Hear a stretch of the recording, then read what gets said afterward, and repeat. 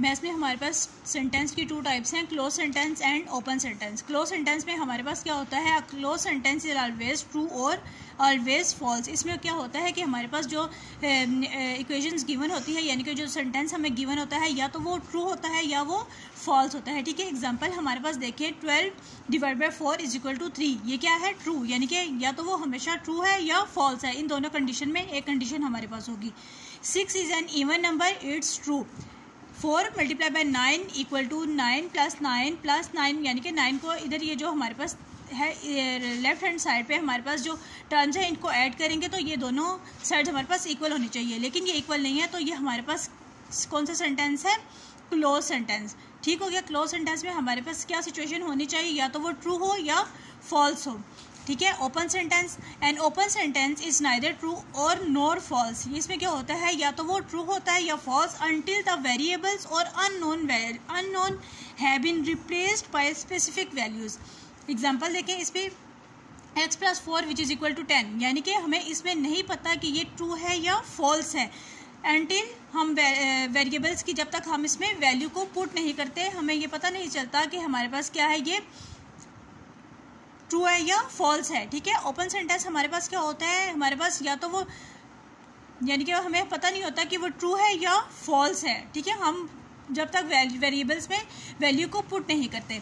ये क्या होता है, open sentence. The above sentence in 1 equation number 1 में अगर हमारे पास x की वैल्यू 6 आ जाए तो ये हमारे पास क्या होगी, ट्रू होगी। ठीक है, अदरवाइज क्या होगी, फॉल्स हो जाएगी। लेकिन x की वैल्यू पुट करने से पहले हमें इस इक्वेशन को या इस सेंटेंस को देखें तो ये हमारे पास कौन सा सेंटेंस है, ओपन सेंटेंस, यानी कि हम इसमें नहीं बता सकते ये हमारे पास ट्रू है या फॉल्स है जब तक हम वैल्यू को पुट नहीं करेंगे। ठीक है। इक्वेशन नंबर 1 में भी देखेंगे यहाँ पे क्या है, वेरिएबल्स x गिवन है। इक्वेशन नंबर 2 में देखें हमारे पास वेरिएबल y गिवन है। यहाँ पे भी हम नहीं बता सकते कि ये इक्वेशन हमारे पास ट्रू है या फॉल्स है। इसको हम कौन सा सेंटेंस बोलेंगे, open sentence. neither true nor false because we do not know the values of x and y, क्योंकि हमें x और y की वैल्यूज नहीं पता। जब तक हमें x और y की वैल्यूज नहीं पता होंगी तो हम नहीं बता सकते कि वो ट्रू है या फॉल्स है।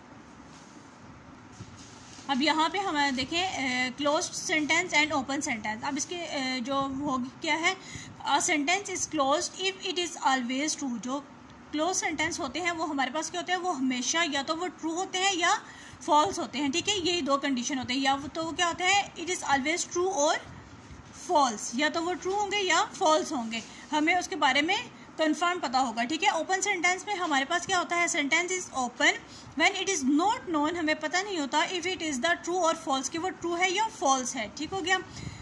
अब जो क्लोज सेंटेंस की हमारे पास एग्जांपल देखें, 8 इज़ इवन नंबर, यानी कि हमें पता है कि 8 हमारे पास क्या है, इवन नंबर है। ठीक है, ये हमारे पास कौन सा सेंटेंस है, is clause sentence. It is always true, जो ये ट्रू है, हमें पता है कि 8 हमारे पास इवन नंबर है। ठीक है। अब फॉर एग्जाम्पल यहाँ पे हो 5 हमारे पास क्या है, 5 is odd number, is close, यानी कि 5 हमारे पास क्या है, ऑड नंबर है, हमें पता है, हमें कंफर्म पता है कि हमारे पास क्या है, वो इवन नंबर है।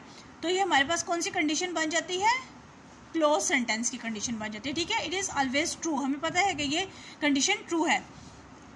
सेकेंड हम देखते हैं कंडीशन है n is an even number. तो ये हमारे पास कौन सा सेंटेंस है, ओपन सेंटेंस। क्यों, क्योंकि n हमें नहीं पता कि ये हमारे पास इवन नंबर है या ऑड नंबर है। कब तक, जब तक हमें n की वैल्यू ना पता होगी।